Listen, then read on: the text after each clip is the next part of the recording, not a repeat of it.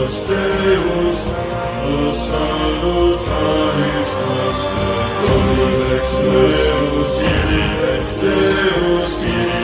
Deus, Deus noster, Nicala, Domine ex Deus, Rapa Angeli, Arcangeli, Ave Pater, Lada Monteurem, Domino Maestatis,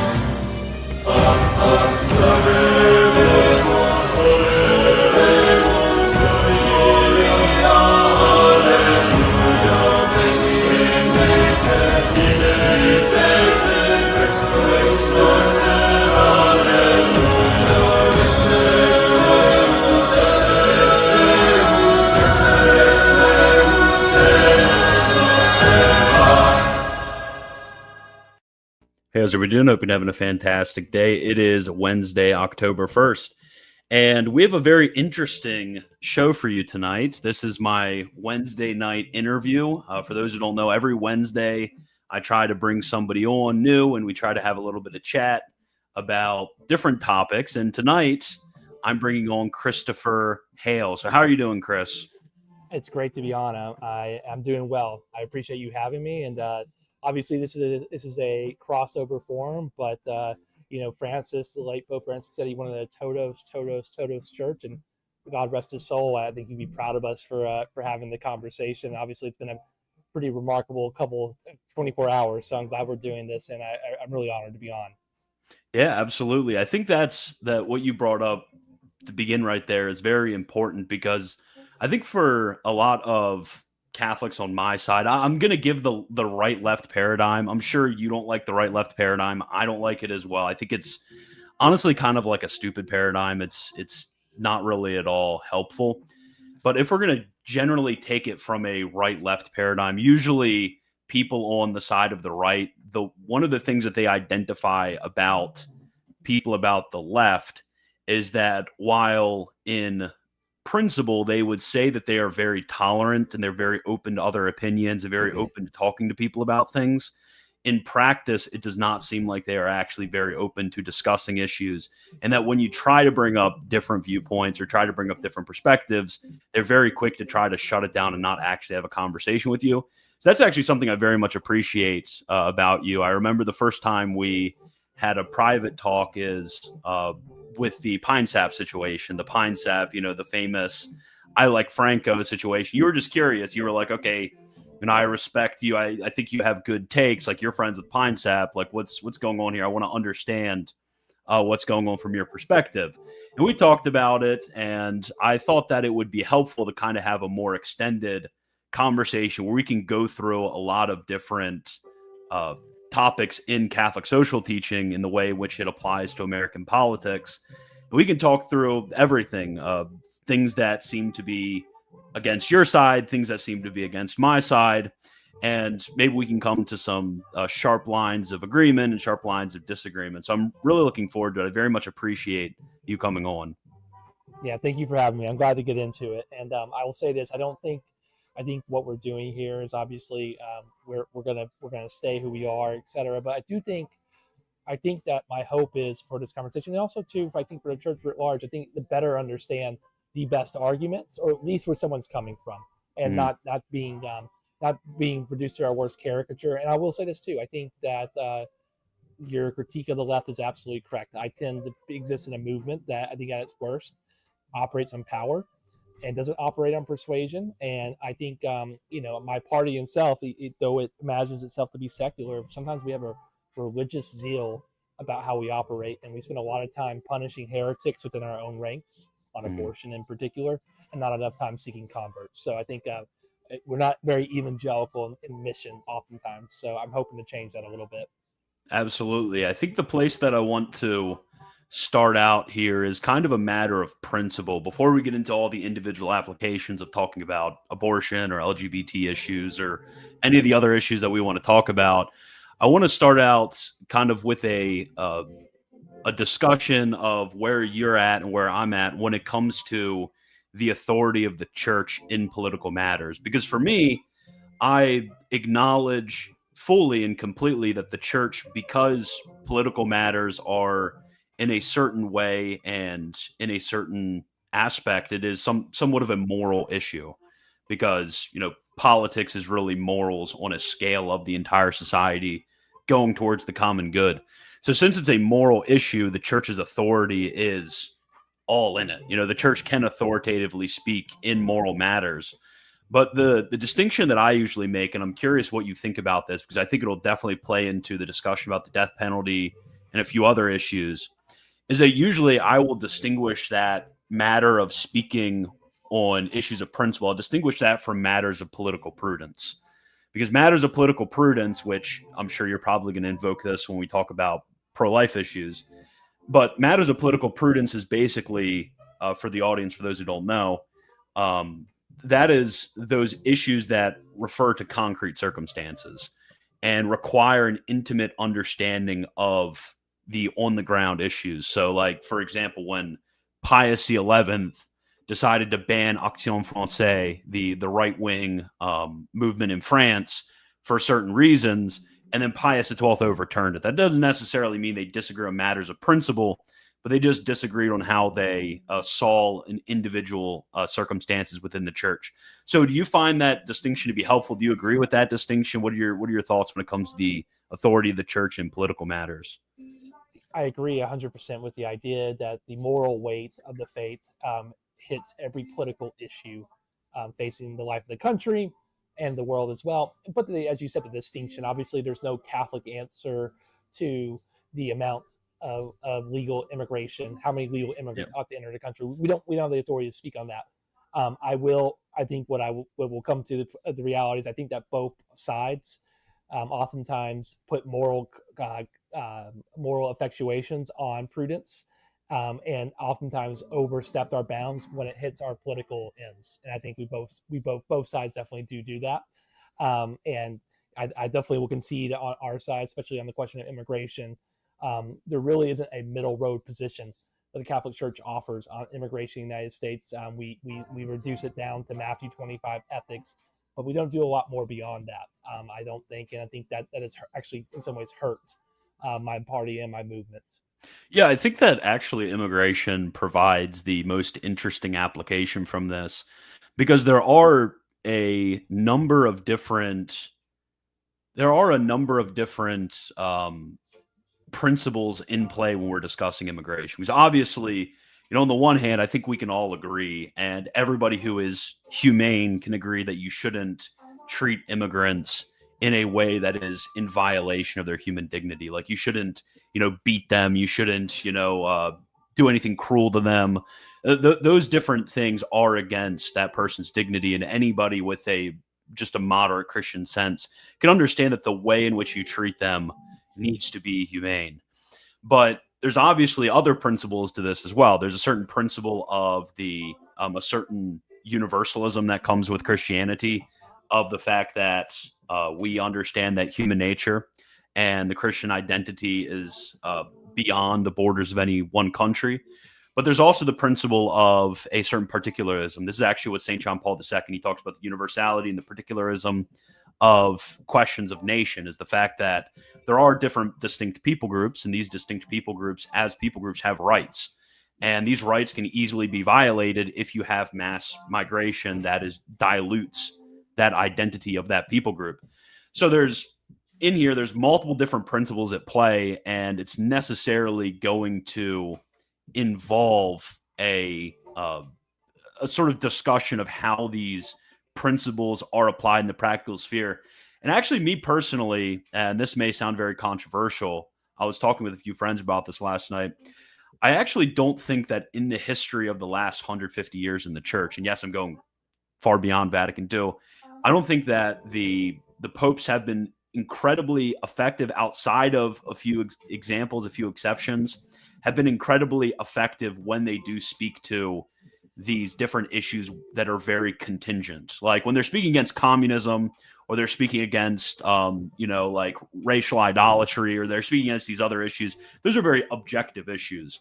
But when it comes to speaking to those small particular circumstances, I don't really put much weight on it. So I don't know what what you think about that screed that I just gave. But I think immigration is probably one of the most complex when it comes to bringing all these principles together and trying to have a cogent response that actually respects all of these different principles of Catholic social teaching. Yeah, I mean, let's go back to the particularities. I think when John Paul II talked about that, one of the biggest issues that the Vatican fought against in the late part of his pontificate was the entry of Turkey into the European Union, because Turkey is not historically a majority Christian country. He wanted to protect the Christian roots, of course, of Europe, and that, of course, became Benedict XVI's really top tier political element of his papacy, his pontificate. So yeah, they do have complexities at play about whether or not the efficacy of particular papal interference or papal play on contingent issues is possible. I think my argument is, and this is not a contingent issue, but rather just papal influence in culture and life and politics. The left leaning argument that I've perpetuated, and just to be very clear, I have spoken to presidential candidates that will be fighting for a nomination in my party, and what I have said to them, and I will be intrigued about what your listeners think about this, is that I'm not arguing that the Catholic cardinals picked Leo because he was an American. But I think that when the particular impact of John Paul II being behind the Iron Curtain, being a Soviet country pope, and then contributing to the downfall of the Soviet Empire, that is the genre and the particular effect that we are taking. I think that I don't know if I'll call this I'm not saying this is the Holy Spirit at play or any sort of pure practical politics. I think that the contest of 21st century American politics right now is between MAGA and Leo. I do. I think that is the big thing at play. Now that is why there's many parts of MAGA that obviously fit perfectly in line with Catholic social teaching, particularly and most notably on abortion. But I think that and we'll get into this, I think, as we go on, I think that authoritarian streak, which, we can fight about whether or not democracy is something that Catholicism believes in, and I'll concede there isn't any kind of magisterial documents on the primacy of democracy, but it seems to be that especially Pope Francis was a fan of it. I think that John Paul II obviously was a fan of it. Benedict XVI. Benedict XVI, ironically, was the first pope ever to vote in an election in the modern church, which is just wild to think about. But I do think that it's the effectiveness of the papacy, as you said, the last 150 years, it is perhaps limited on these contingent issues. My job, I think, is to make the Leonine papacy, even on the contingent issues, effective here in the United States in 2025. That's why last night was a godsend for me. Yeah. I was gloating. I was gloating hard, and I know. I saw it, and because it's kind of weird. Because obviously you're not a boomer, but as somebody of a Gen Z, like the discussion about like the Leo versus MAGA, at least for me, isn't super incredibly interesting. Like I'm not a partisan of Donald Trump. Like, yeah, he was extremely influential in like me getting into politics, but I think for a lot of Gen Z conservatives, it's not the biggest the biggest stumbling block in the world. I think the immigration thing is probably like chief amongst them. But from my reading of both Francis and Leo in the like kind of almost passive aggressive way in which they will refer to American immigration, they'll kind of make like a little side comment. You gotta read into it. I'm sure you know exactly what I'm talking about. To my understanding, most of the critique, like the very solid, meaty critique, ends up coming from the way in which immigrants individually are treated. Like that seems to be the big concern of the bishops, the big concern of His Holiness. And for me, like that's, I actually really don't like it when I see the social media accounts of U.S. government agencies making memes, mocking people, mocking immigrants, and being very nasty about that and very cruel. I don't think that's a good look. I think it's actually a very serious and very solemn thing. because I agree with mass deportations. Like I'm totally in board on line with mass deportations, and I would like to see them happen. And I think that there are certain principles of Catholic social teaching that I would invoke in order to support and defend mass deportations. But you just can't do it like this. Like it's nasty. It's cruel. It's not acting with the decorum in which a public official ought to act, and I think it really uses the bully pulpit of the presidency in a very bad way that will negatively influence the way in which people see other individuals. So yeah, for me personally, like when you bring up something like I don't like MAGA doing this or I don't like MAGA doing that, it's like I kind of agree with you, but that's not really why I'm right wing. That's not why I know a lot of people in Gen Z are right wing. A lot of them are further right from Donald Trump and are they don't think. I guess to put it the best way when it comes to immigration, like I would say that Donald Trump is in many ways a shill when it comes to immigration. I don't think that he is actually very principled when it comes to the right reasons for being pro deportations and being pro restrictionist when it comes to immigration. I really think for him it's kind of like a red meat for the base sort of thing. But for me, it's the independence and sovereignty and the inviolability of the American people as the American people, the economic good for the American citizen. For many of the people I know and love personally, like those are my reasons. But for him, it doesn't seem like that as much. It seems like actually he is very close in with a lot of big business and the type of benefits that they get from immigration for cheap labor seems to be the driving force behind this weird sort of rhetoric thing of being super anti-immigration, but then practically it just doesn't fall through. So, I mean, I think that focusing, I guess my point in this screed of mine is, I think that focusing on the rhetoric is kind of the wrong thing. I think focusing on the actual practicalities is more important. I think that Donald Trump, for a lot of us, is actually disappointingly pro-immigration when it comes to the practicalities. And I want to ask, I mean, this is an uncomfortable question for me to ask, but as I consume, I think that Nick Fuentes is the Gen Z leader on the right. I do. I think that, and I have consumed a lot of his content over the past several months. It does seem like he's moderating on a lot of issues. Maybe he's coming into his own. But I mean, so to me, one of the very, very key themes of fighting against legal immigration, mass deportations, is protecting the American way of life, protecting American culture, protecting our ethnic and racial identity. Yeah. So, to me, as a Catholic, I'm a cradle Catholic. When I see a Latino Catholic come to the United States, and when I see also ICE targeting Latino Catholic communities in Nashville, where I'm from, we've also seen it all throughout California as well and Texas.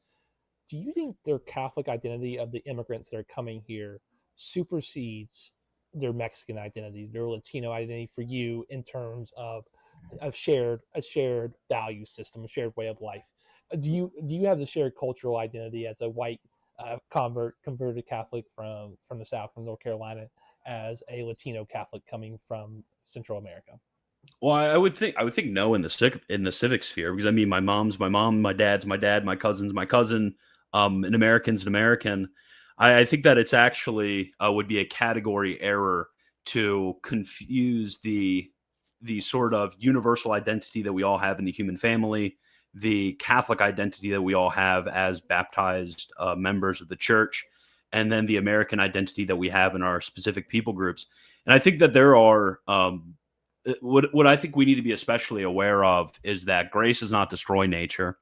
And when it comes to the obligations that I have as a Catholic, those obligations don't destroy the natural obligations that I already have. And one of those obligations is the fifth commandment. Honoring your father and mother does not simply mean, the people who birthed you.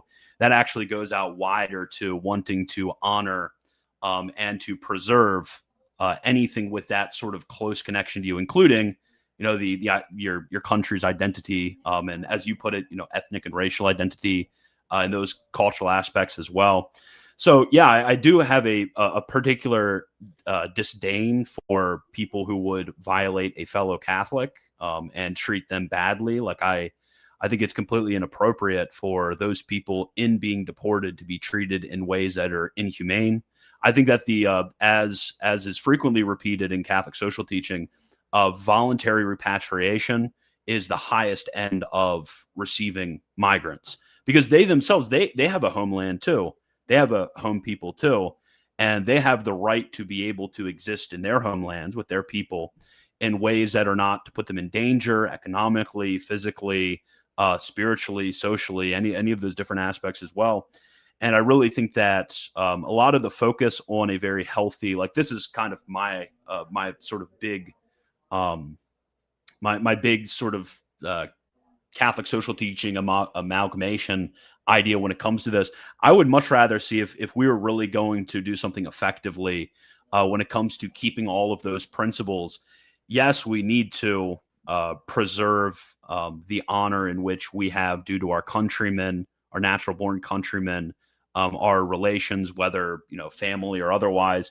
Yeah, we need to have that honor towards them, but we also need to fulfill the honor that these immigrants have towards those same principles.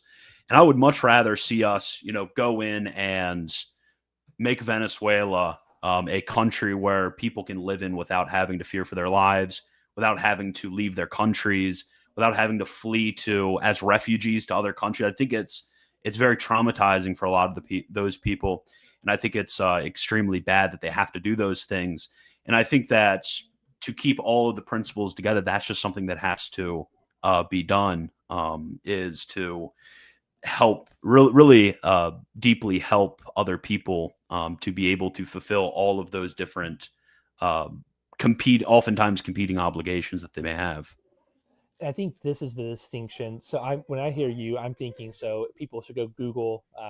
Cardinal Prevost gave a talk at his home parish in August of 2024, and he does talk about a lot of these issues about taking care of people's homes, making sure that they don't have to flee in the first place, and having a comprehensive immigration system that's sensible, that isn't fueled by illegal immigration.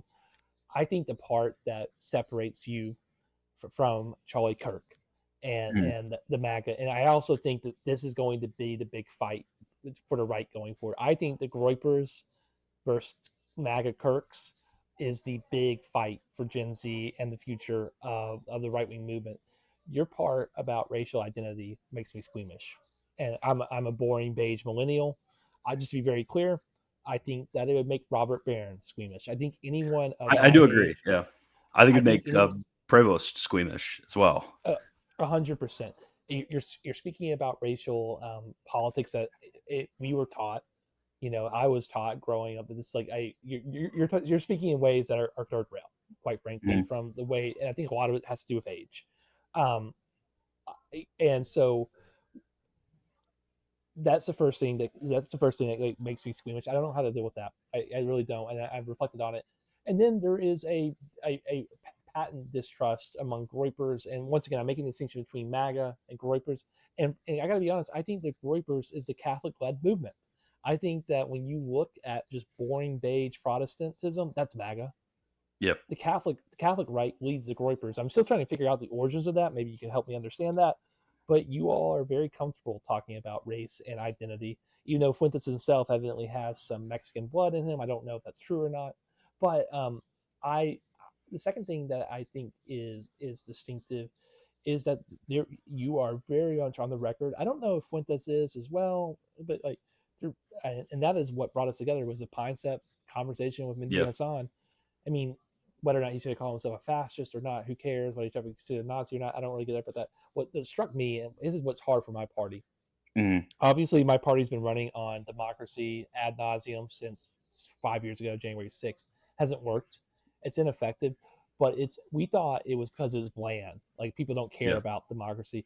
I sense among Groypers, among Catholic Gen Z right, that not only is it's not bland, but they actually fundamentally are, I would say, opposed to democratic rule. They don't think it's in service of the Catholic identity, and that there is, I don't know if I would call it theocratic fascism, whatever you want to call it. Democracy When Leo said 2 weeks ago that democracy doesn't solve all the problems, that was a big moment for you all. You all Yeah. held on that. I want to understand that better because Yeah. I also want to say for your viewers too, um, you know, obviously there's no magisterial documents on the primacy of democracy. The best thing I can see is that Pope Francis last July participated in the G8 summit, which I'm sure you all hate.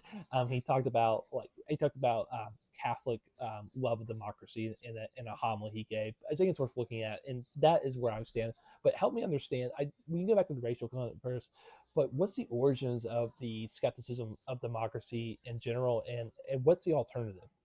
Yeah. So, as I'm sure you know, historically, there has been, ever since the time of Aristotle, a distinction between the three forms of government, oligarchy, monarchy, and democracy.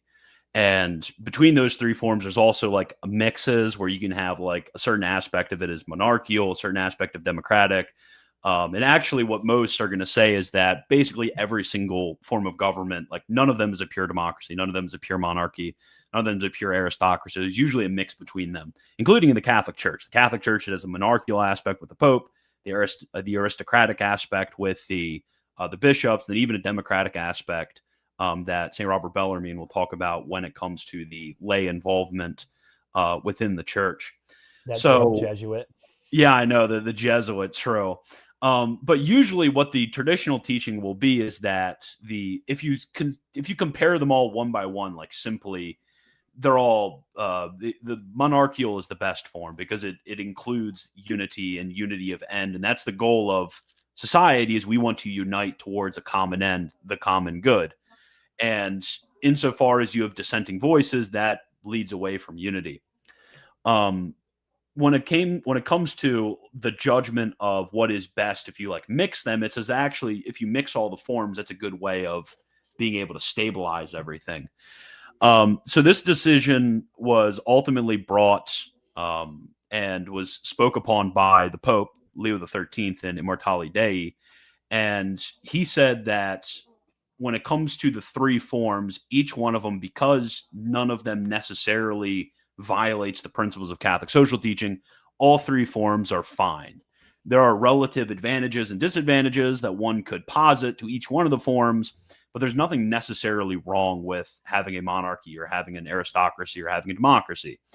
And you'll get popes who will make comments and theologians who will make comments talking about the relative virtues and possible vices of each one of the forms. And this isn't just like a post-Vatican II thing. I don't know if you ever saw, but I posted a sermon from Pius VII. Pius VII was pope in around 1800. I think like 1810 is when the sermon was given. So this was over 200 years ago. This is not, hippie post-Vatican II stuff. Popes have talked about the relative virtues and vices of all of the forms of government since then. So kind of to bring it here, I think that a lot of people, they are realizing that because we can talk about the relative virtues and vices to each one of the forms of government, we can talk about the relative virtues and vices for our current situation. And I think the way in which a lot of us feel is that historically, democracy, as I'm sure you're aware, did not mean that every person living in a certain society got to vote. There were very stringent restrictions to that. One of the most perpetual was that due to the fact that foreign influence can often violate a country's sovereignty, that therefore it would be something like you had to be a citizen 3 generations in before you could vote. That was a very common thing. Or, as I'm sure you know, women's suffrage. That is a very recent novelty when it comes to the history of the church. And Catholics of all stripes argued over whether women's suffrage was a good idea or not. There were some on one side, some on the other. There wasn't necessarily a single solution to what everyone had to support or had not to support. And I think that what we see now in a country where the participation in the vote is very promiscuously given out, that we see that almost every single election in my lifetime has felt like a sort of race of demagogues and not really an effective participation in the political process. I think it would be awesome if we could have a very virtuous people who would be able to participate in the political process in a way that's responsible, in a way that was uplifting, in a way that was prudent, in a way that could actually achieve the stated goals of a democracy, to exercise the virtues that are possible in a democracy. But for me personally, I just don't see the contemporary United States as being able to be the type of place to do that, at least not for a long time. So if you press to me, it's like, okay, what is your dream ideal? Like, sure, somebody who would be able to rule in a stable way, not to have this constant turnover of leaders that make everybody seemingly ineffective for being able to achieve any of their goals in which they ran on.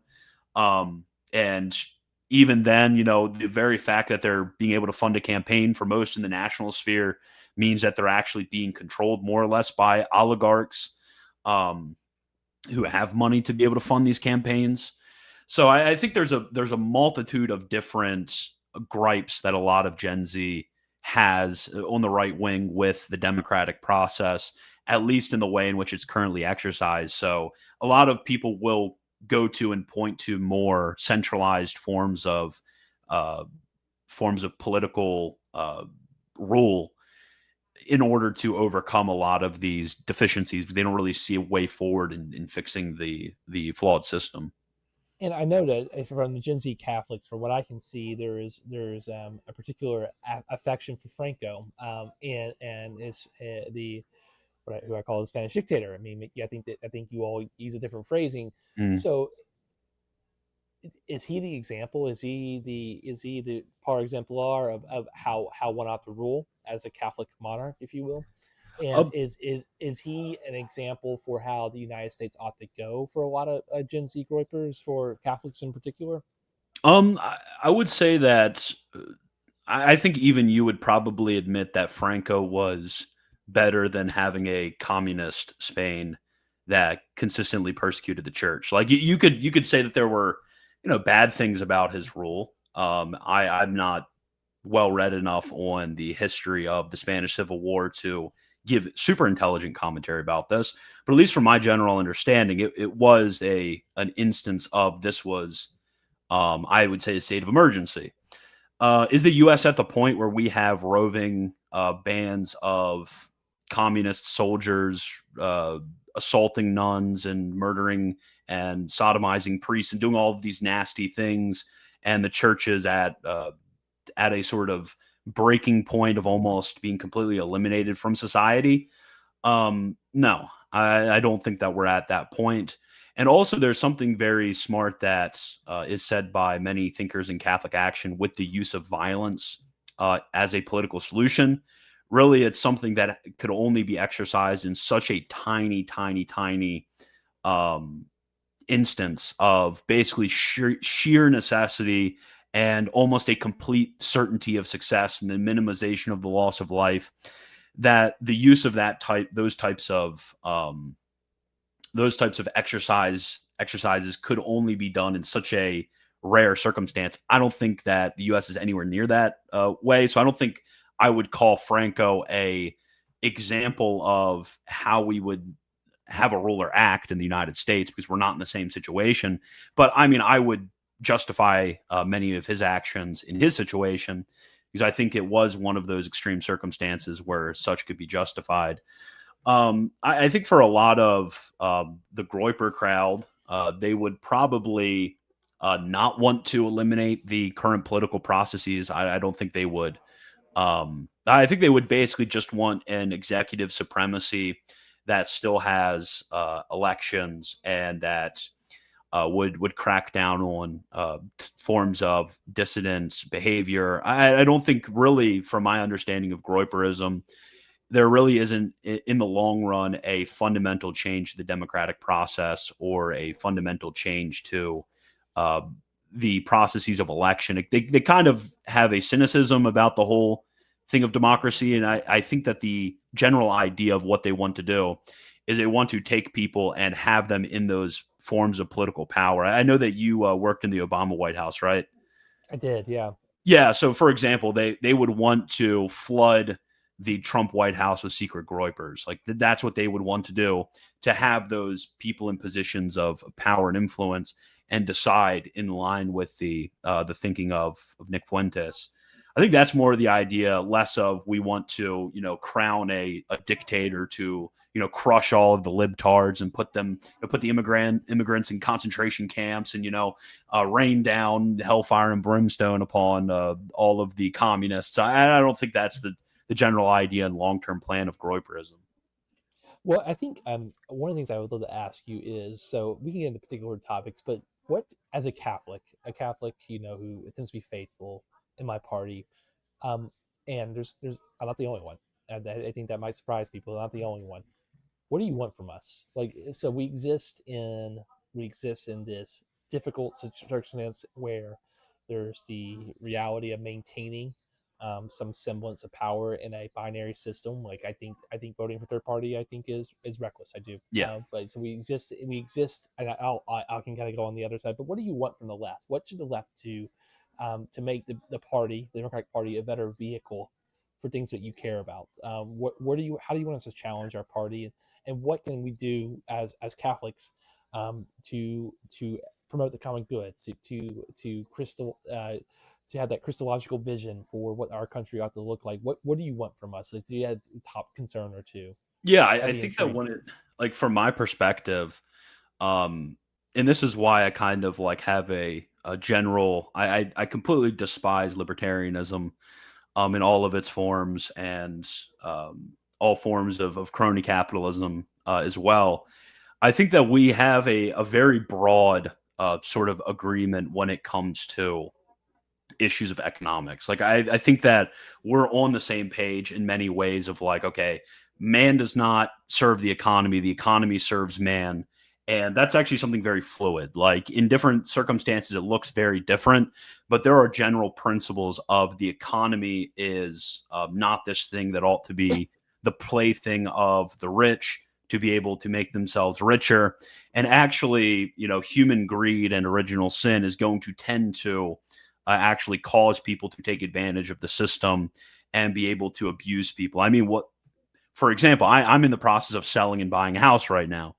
God The bless you. I effects hope, of I hope you're bearing Saint Joseph. So oh yeah, the effects of the buying up of single family homes in America to turn them into rentals on the part of the extremely rich. There is no reason why we shouldn't, jail all of those people for life and strip them of their citizenship and throw them in Antarctica. Like that's just a nasty, horrible thing to do to your fellow citizens, and they should pay. And there should be vengeance and fire against a lot of those people for the evil way in which they've treated other people. And I think that there should be an example made out of a lot of those people in the way in which they are very cruel in the economic sphere. So those things, like I think we can really have, as long as you're willing to also oppose socialism, which, as you know, is against Catholic social teaching. As long as you're willing to like oppose that, sure, we can have, and I think Donald Trump has actually been very clear with this, we can have a lot of broad agreement on issues of economics. Like as a populist, if I want to call myself that, and you as a moderate Democrat, like we can have a lot of agreement. But where I just can't get it, where I just can't unite, is the social issues. I mean, I'm a father of young children. I'm thinking about my children growing up in this world. To be honest, I would rather live in abject poverty than live in a world where pornography is legal. Like unironically, I believe that. I believe that I would rather live in abject poverty than be in a place where my children will be exposed to people who are openly supporting sodomy. Like I think that these things are extremely important to protect and shield the American citizen from. And I think that it's a great disservice to the common good when we are exposing people to these types of behaviors. Because I think, generally speaking, we know as Catholics that original sin affects us all. In original sin, we have concupiscence, and that's going to draw us towards making bad moral decisions. And part of the essential glue that binds a country together is virtue, is having a virtuous people. And while, of course, we can't legislate the crap out of, every single moral decision that we make, we can do the very minimum of removing a lot of those very strong occasions for vice that are very freely propagated within our society. That's why something like prohibition, like I think prohibition was one of the best decisions that was ever made in America. I think a lot of people, they want to say, oh, that's very Protestant coded. I mean, the church defended, protected, and the church propagated prohibitionist teachings because we recognized is that alcohol had gotten to such a negative relationship with the American people that it was just a complete hotbed of vice, and it was destroying the country. It was destroying many families, and we needed a break. Like, we needed a period of time in which it was illegal, cracked down upon, and this period of time was able to kind of break that negative cycle, because alcoholism in 1890 and alcoholism in 1920 completely different, and prohibition was in many ways responsible for this. So I think at least for me, like I could see myself eventually voting for a moderate Democrat, but it would be the reason that I would do that would be because the Republican is just as bad on social issues as the Democrat is, which is where the Republican Party is going. It would solely be on the fact that I agree with the Democrat much more when it comes to economic issues than I would, let's say, like a libertarian Republican who happened to run. So that's a situation which I could see myself voting for a Democrat, but really the social issues are a major driving point when it comes to the way in which I view the necessary place of politics. It's I'm writing it. So I am a opinion columnist for Newsweek. I run a blog called Letters from Leo. That's a left wing drag, some people call it. But I'm writing an essay for Newsweek called "The Heresy of Silicon Valley." And I think that one of the interesting things that I think that a lot of us on the left and right, and it's going to go to your pornography point. I think your pornography is actually the biggest area that you actually could get movement in my party and my movement on. And I think that we could shift on it, even though there's this awful push for legalizing sex work among some of the fringe folks on the left. Um, the heresy that I find of Silicon Valley is that we are not so on the far left or on the left wing Catholicism you would say we're co-creators of God's kingdom, but I think the no matter from the left or the right, everyone agrees that we're not the protagonists or the Yeah. sole creators. And the weakness of Silicon Valley is that I think at their worst, their heresy is that they are the creators of God's kingdom. You see that in Peter Thiel. I think Elon Musk, you see that as well. I mean, Peter Thiel is talking about the Antichrist, but you really get down to it. He says, I don't know if I want to save humanity. That's not worth saving. People should watch the Ross Douthat interview that he did over the summer. But I work in this sphere. So I work in AI and in government. So my day job is I'm a Democratic fundraiser. But I also I do consulting for AI groups. And my rule is I only consult for AI companies that build things in the physical world. There's this movement on the left called abundance, which basically says we need to start building more Yeah. and worry less about the software digital world. But I get approached all the time by AI groups who want to work for me. I want to tell you the most sadistic one that came to me recently. Um, how old are you, Christian? I'm 24. 24. So when I was 15, the only way that so I'm ancient. Me and Taylor are sort of the same age to give you some context. So I was 15 in 2004. You had modest amounts of internet pornography, but you didn't have a laptop. So you had a family room. So if your family had any control over the household whatsoever, you were not consuming pornography outside of going to the 7-Eleven and getting a Playboy or Penthouse. And then, of course, in college, it changes. You have the laptop, and the internet pornography use increases, and then the algorithms introduce, and that's the world that you grew up in. Hmm. So the amount of consumption of pornography has just increased, and it makes me so concerned. I think that's actually why Nick has been so powerful in a lot of ways. I think a lot of young men are looking at these evils that they're dealing with.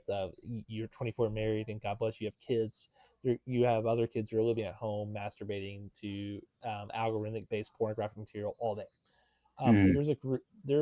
AI pornography is the next thing, and so there's a group that came to me that said, we want to do AI pornography. And just to clarify how sadistic that is, right now, pornography can be done in such a way that they find your preferences, you do it over and over again. But there's actually real actors in play. When you do AI, there is no stopping it. Some young men will consume it 18 hours a day and just sleep And so this is where our world's going. And there is no human, there is no human virtue in that. There is no concern and well-being in that. And the argument this group made for me was that it was a way to get women out of the process of producing pornography, which is just wild. So we're going to punish the young men. Somehow we're saving the women because they're not participating in it, but these young boys are going to be, on it 18 hours a day. I think that is the biggest area that a lot of Democrats will move on, because anything right now that both of our movements agree on, I think Silicon Valley is very negatively coded among groypers, among the left, and also among the majority of the American people. And what it will do is take these common vices and actually just make them so overwhelming and so deadly that I hope it makes my party stare in the face of, that pornography is killing young men in this country. And Hmm. it's killing men my age in marriage and family life. And so it is not a harmless vice. It is destructive. So I think that is an area where I think you're going to have the most movement on. Abortion, we're going to have to work on. It's a long way to Yeah. go, but that is I mean, something like I think. to give you perspective, I mean, I'm thinking about stuff like anti-adultery laws, anti bringing, reversing Lawrence v. Texas and having anti-sodomy laws. Like that's the sort of like interior. Obviously, none of that is practicable yet. God willing, will be one day. But like that's the sort of perspective in which I'm coming at it from. So, uh, I think that there needs to be a sort of a fuller and longer term thinking of how we're exactly getting there. But the social stuff is infinitely more important to me. So kind of I actually wanted to, because I know that you have to go here I got soon. 10 minutes, so you get 10 minutes, so you can ask Yeah, me more I'll questions. rush through two topics. Okay. We'll spend 5 minutes on each.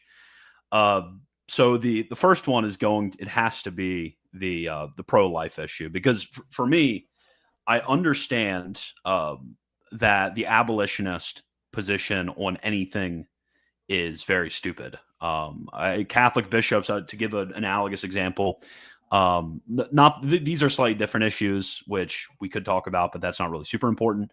During the ending days of slavery, the Catholic bishops were very clear that abolitionism was not the right way of going about it, or else there was going to be intense violence. So we need to have a smart way of being able to eliminate this vice without destroying our country.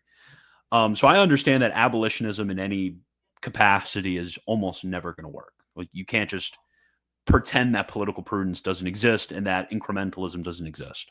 So that granted, okay, I think it's a completely different thing to go toe a party line in such a way as to crown intrinsically evil acts as somehow being rights, as somehow being indicating that they're appropriate, et cetera, et cetera. So that is one of, I think, the biggest issues that a lot of the American right has with the Democrat Party.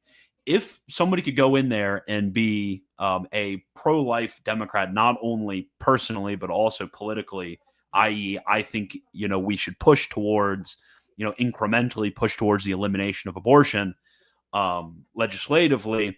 I think that a lot of people would probably, be okay with that. There are some state DNCs, which are, DNC is obviously national. There are some state Democrat parties that are probably, you could have a hotbed of those sorts of people and people would be fine. They just wouldn't care about the DNC. Similar things happen to the GOP as well. But the abortion thing, really, for me, that's a red line. And it always has been a red line for me.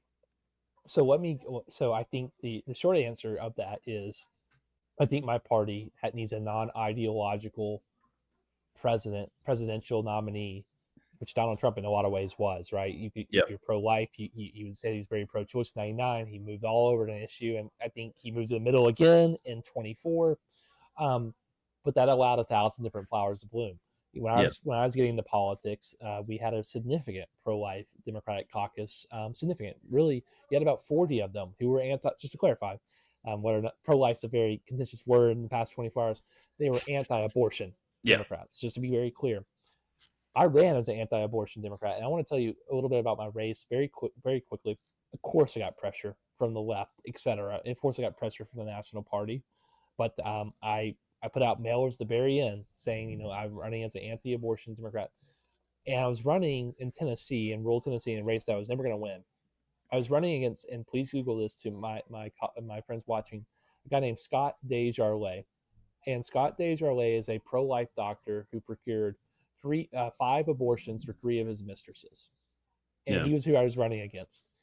And I think that what I'll say is,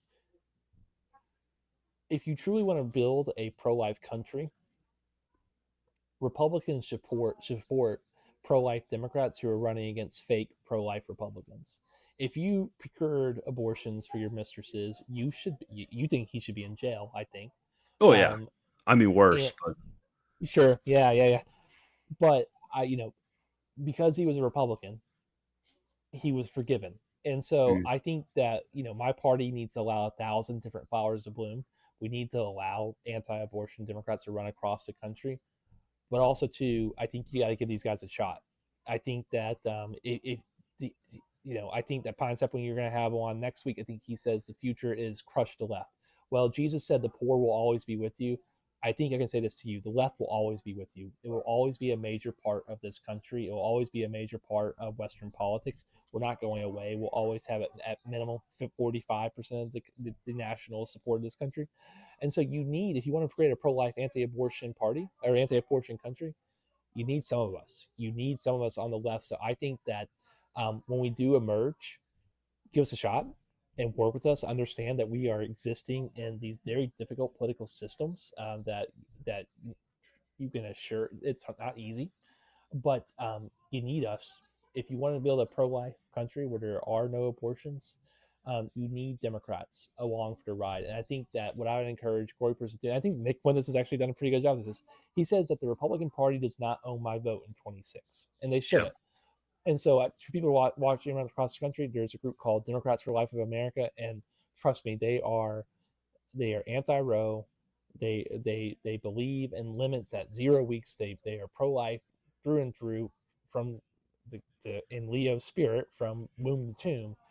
But you should find these folks, and I think that you need folks that are shaking up the status quo of the party, and both parties. And so I think that's what I would do. Is I would say for Democrats, we need to allow, like, if my party ever wants to win a national election again, we're Yeah. probably going to have to increase our tent. And if we're ever going to win the Senate again, Lord knows we're going to need some anti-abortion, pro-life Democrats, especially down here in the South. But I also would say that you guys got to give us a shot too. I think Reupers mm, need to start looking, and Gen Z Catholics should start looking at pro-life Democrats and start, and I can name some that are running today. In Virginia right now, there's a guy named Jonathan Lucci, proudly pro-life. Look at them, and these are people that you definitely should support, and hold their feet to the fire. mm. Yeah, I think that's very interesting because I mean for the place I'm at right now, I'm in North Carolina.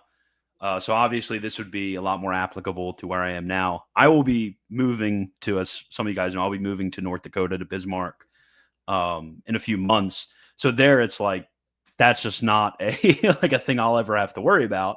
Some parts of the country, it is something you have to worry about. The part I will be moving to, not actually. The bigger part is that there are now, and I guess there have always been pro-choice Republicans in certain areas which is a very interesting position. But I wanted to get before you go, I wanted to quickly get to the death penalty stuff because I think that's kind of holding at least my feet to the fire when it comes to the death penalty. Just to kind of because it's hard to distinguish, when you're kind of making your dunk posts online, like all of us do, kind of hard to distinguish what is the sort of kernel of truth and what is the kind of dunk. Would you say that there is a absolute moral equivalence between abortion and the death penalty, like just straight up? So just to give you my, and it's like 3 minutes left to answer. I think a what we'd use in secular politics, which we call an elective abortion. I think an elective abortion, with no particular rhyme or reason about it, is definitely worse than the death penalty of a murderer. And I want to say, I think what's really remarkable is, like, if you go through the church's teaching on this, I think that's what's been really hard for me to consume with Taylor Marshall and folks like that. the church did argue for the death penalty, but only for murder. Just to Well, clarify, like, actually, that's not true. St. well, Pius V. starting with Trent though. It started switching on us. Go ahead. Oh well, St. Pius the fifth advocated it for sodomites as well. I What? mean, we had Paul the Fourth When was was that? executing sodomites in Rome. St. Pius V would have been 1580s, but the papal states, murderers and rapists and in many cases sodomites, both heterosexual and homosexual sodomites, were executed long before the Council of Trent through the papal states. And I think what kind of, at least my perspective on how it goes, is that obviously, if let's say I run for public office and I say, hey, I think we should advocate for the execution of sodomites, that's not exactly a winning ticket, I think, for anybody. But I think there's a speculative question and the practical question, kind of like we've talked about before. It's like the speculative question of whether the death penalty is in itself sinful or not sinful. That is a speculative question. That's a speculative question. Could it ever be justified? And the church, the catechism this day says, in previous times it was. And Benedict XVI and St. John Paul II, they said, well, I don't necessarily think that now is a good time for it as a practical issue. But, if politicians disagreed with me, that would be we would discourage that, but that's not a reason to accuse them of being sinful. They're making a decision that's practical. So that's kind of how I would distinguish it, is like this is the question of whether you should do the death penalty or not. That's a practical question. The question of whether it's necessarily sinful, that's a speculative question about a bunch of different orders. And so I guess my question, we'll extend for a minute because I think it's a fun conversation. I guess so when Francis in 2018, he takes, so John, if I understand my history correctly, so of course, 1992, the Latin Virgin, the Catechism comes out, Joseph Ratzinger, the main author, and then John Paul II very much influences that text in the 90s, especially through Evangelium Vitae, where he says that essentially there's practically no modern situation where the death penalty is I'm not sure what his wording is, but of course Francis says in 18 inadmissible. So we're about to make John Henry Newman, doctor of the church. Does doctrine not develop and refine and get clearer over time? I mean, this is yes. Doctrine does develop, but as Vatican I says, it develops in the same species, in the same kind. So a development of doctrine cannot be a reversal. Like that wouldn't be a development. That would be a corruption. Like if you go from being a dog to a cat, you're not evolving. That would be you're changing species in a way that is transformistic. So when it comes to the death penalty, when I read the most authoritative teachings of the church from the last 70 years, when they speak about the death penalty, they do speak about it in the terms of, we don't think that it's, we don't think that there's any modern situations. But that's for me, it's that's a practical question. That's like banning Action Française under Pius the 11th. That's like the decision to basically turn your back on the modern world under Blessed Pius IX.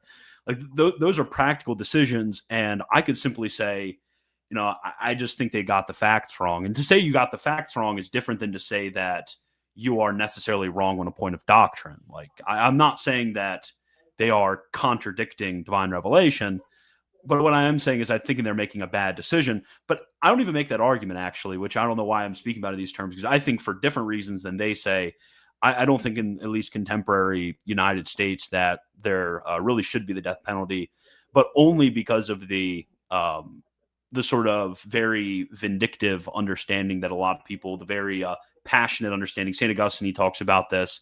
He says, well, a lot of the ways in which the death penalty is exercised are people basically really pissed off at somebody and they want to take their wrath out on another person. And that's never acceptable.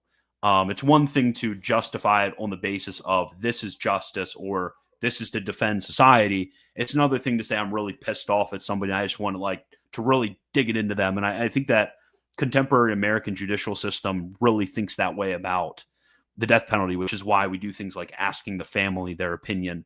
In a just society, the opinion of the family of the victim, that doesn't really matter when it comes to whether something is just or not, or whether it's necessary. So that's sort of the way in which I generally think about it. I think about it similarly to slavery, I guess might be the best way of putting it. Slavery is not necessarily sinful.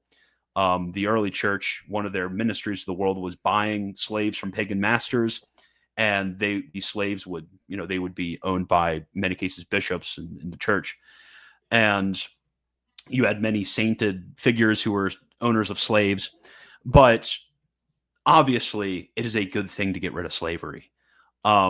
Just to So clarify, do you not think slavery is sinful? Is that no, was no. Slavery's not sinful. No, not necessarily. I think in many cases it could be, but not necessarily.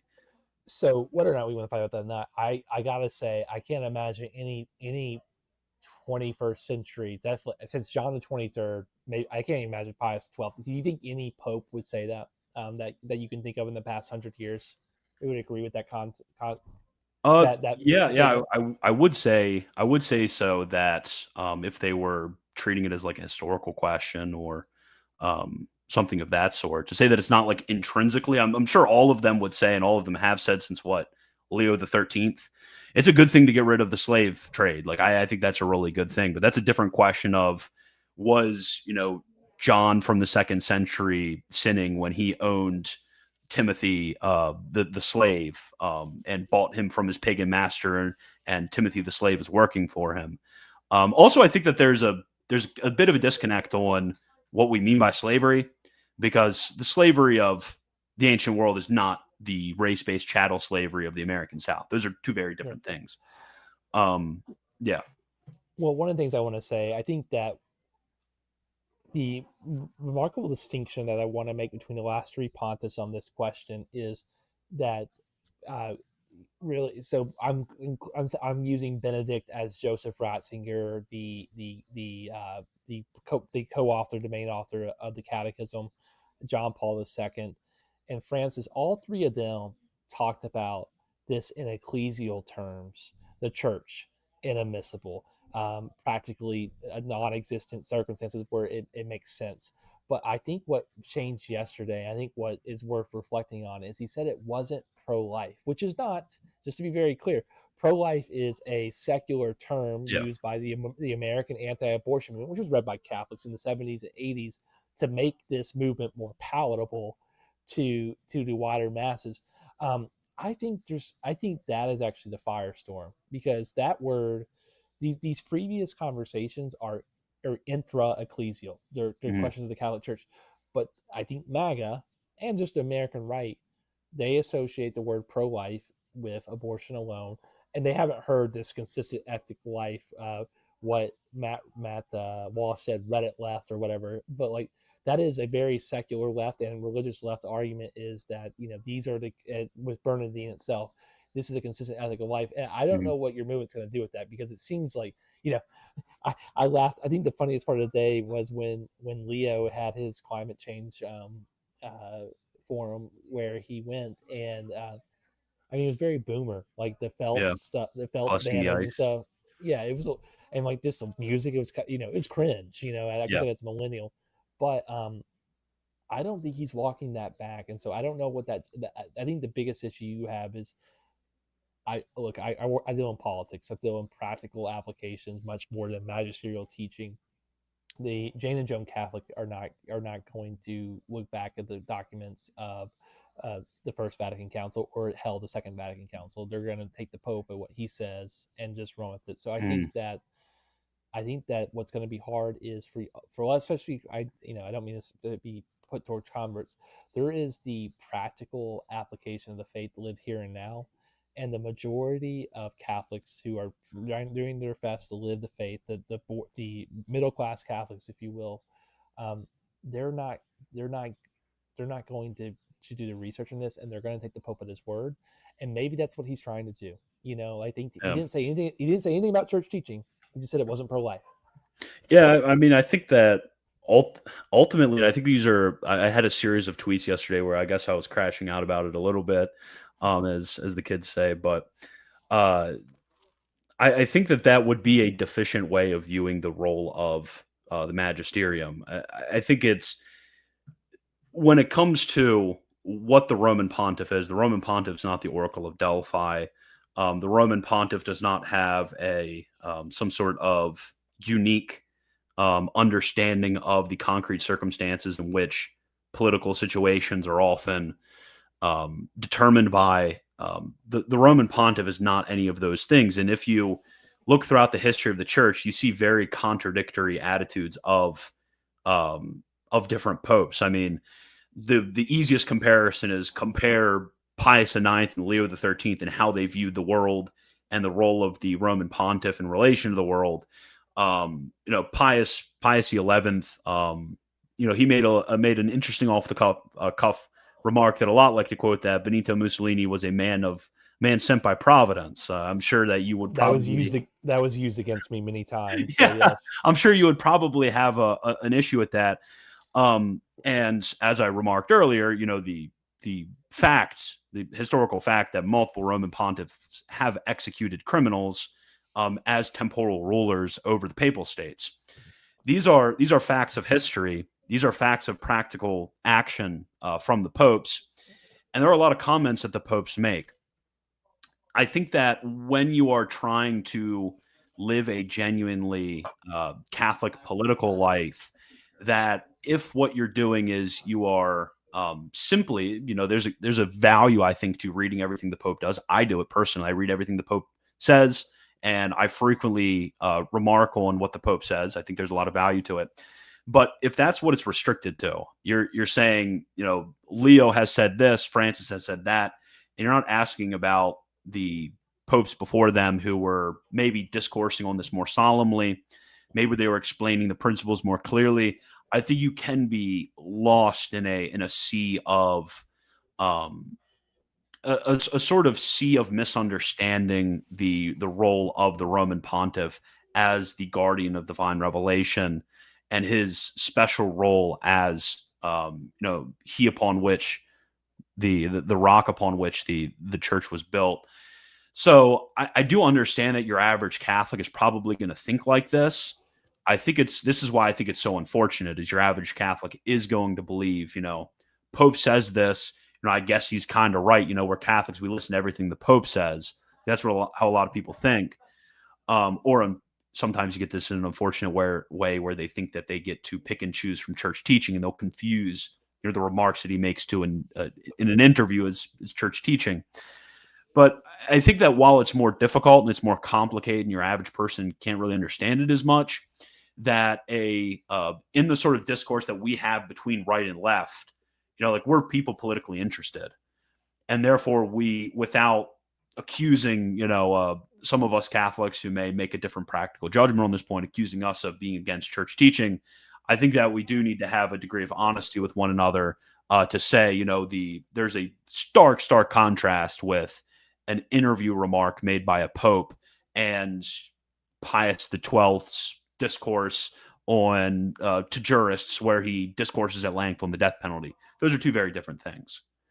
Yeah, and I think that the reality of it is that I believe your side talks about at this point about papal maximalism. I'm mispronouncing that, but I think that if you're the American left, all the incentive right now is to operate on hyper papal maximism. I'm using the double adjective there on purpose because I think that the incentive structure is for the algorithm. Obviously, I mean, there's a guy. I'm new into the world, but it seems like there's a big industry of Pope splaining away to the trads what he said to keep them in communion. It seems like there's a big industry of opposing the Pope, of the Sede group. I think I kind of represent a different group though that actually is not a big industry right now because I'm kind of like the only player in town. But I think one of the ways you could understand what I'm trying to do is actually make the Pope palatable to the left. Now Yeah. you could argue that I'm doing it in a way that is abusing the Pope's words, which I don't think I do. I try not to, but I think that if for those of us who are trying to grow a church, I think it's so. When I was in 2012, when I was a kid, I was your age. The the LCWR, the Leadership Conference of Women Religious, were being investigated by the Vatican under Pope Benedict XVI. And there's this guy, none of your followers probably know him. He's huge in my generation, called Bill Donahue. Bill Donahue makes $400,000 a year running the Catholic League, which is a civil rights organization that opposes anti-Catholic bias. And he ran a full-page ad in the New York Times saying, "Liberals, get out of the church. We want you out. Like, we don't want you in." And so it was remarkable to me at that point, because I guess what I'm getting at is I think we need to do the best we can to make the church attractive to people, to our flock. Mm, I think it's our job as evangelizers. And I think that we have to trust that this is Christ's church. It doesn't Peter is the governor of it. Peter is the guarantor of the faith. But I trust that God will take care of us, and He'll take care of the faith, and that we have to do our best to get along, and we stay inside the community, and we bring as many people into the ark as possible. And mm, so my sense of it is that we operate in good faith, and I try very hard. I try to not attack fellow Catholics. I try to attack those in governing authority and cultural governing authority using the principles of the faith. So mm. I don't want to go after, "You're a bad Catholic." There's one exception to that, and that's vice president, because he's the Yeah. vice president, except not because he's a Catholic. So I think that's something that I'll try very hard to do, is to represent the faith well against my political opposition. Mm. Yeah, I think it's I think that what seems fair enough from what you said is making Pope Leo an attractive figure to leftists. And I think that's actually They that might that listen to him on stuff that the party disagrees with them on too. Over yeah, time yeah, they I might. think that's actually it's a fair enough endeavor when it comes to highlighting those aspects. I mean, I'll do the thing as well. Like when I talk to my parents, like when I'm reading something Pope Leo or Pope Francis says, and it's something that I know my mom would really like. I send them, like, she's a normie, like Protestant, like low church Protestant, but if she can hear something that she likes from the Pope, that could make her more interested and maybe better disposed to, thinking of Catholicism in better terms than otherwise. So I do understand now a little bit more what you're getting at by highlighting um, a lot of those types of statements from Pope Leo that might not be the types of statements that you would bring up in a like a formal disputation on the death penalty. You're bringing it up to somebody on your side. Yeah, so I really do understand that, and yeah, that makes a lot of sense to me. Well, Christian, I really appreciate you having me on. I think hopefully from this conversation, I'll try my best. Obviously, the social media completely incentivizes us being total assholes to each other. Yeah. But I think that you and I have maintained a generosity that's not just like nice is a secular boring word, but kindness that I think is born of our shared faith, of our Catholic faith. And I want to keep being challenged, particularly on the issues. I know my party falls short on a lot of issues that some of the we talked about tonight, but there's a lot more. And what I'll say to your followers is that my first loyalty is to the faith, more than my country, and much more than my party. So the party is just a vehicle, and I acknowledge its weaknesses and its shortcomings, and I know where my first loyalty lies. Absolutely, I appreciate it. I think that we should have a part two conversation because there's a lot of stuff that I wanted to get to, and I think this was really fruitful. Well, I appreciate it. Yeah, I would love to do it. So, where can everybody find all of your materials if they want to read more? Yeah, if you want the left wing dribble, you go to the letters from Leo.com. You can hate subscribe. The comments are actually very civil. Don't be an asshole, but people go back and forth, and people will learn from you when you push back against material. So And you're telling us to my infiltrate your Substack sure. so we can get them all into a right wing Yes, fascism. yes, exactly. Like people, I will be doing an article on the Groypers coming up. I've done some research. I will actually reach out to you. I want people to understand you all. Not saying that you're a Groyper, but I think a lot of your followers definitely are.